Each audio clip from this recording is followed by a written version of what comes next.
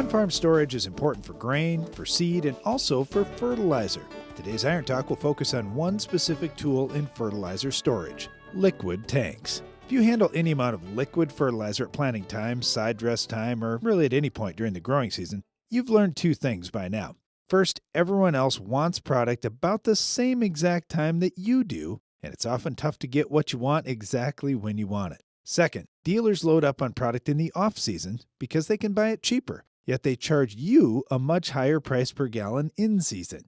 Here are a few ideas of how you may equip your farm for less cost and less hassle. When it comes to fertilizer tanks, getting a strong, sturdy tank should go without saying.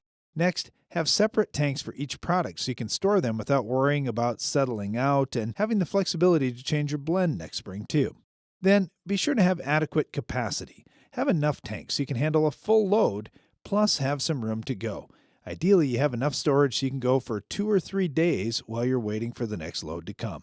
Whenever you fill tanks, choose products that work well in the conditions that you have to store them in. For example, liquid 28% nitrogen doesn't freeze, but many starter blends can.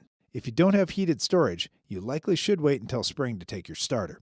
Also, even if your storage area isn't heated, inside storage is strongly preferred over outdoor storage. The weather conditions just don't change as much or as quickly when tanks are inside. Finally, if your tanks happen to be outside, and really even if they're inside, chemical and UV resistance prevents algae growth in the tank and prevents chemical degradation of the fertilizer by tank-borne contaminants like rust. A proper liquid fertilizer handling system can save you time and money on your farm. That's all for today's Iron Talk, and now back to the show.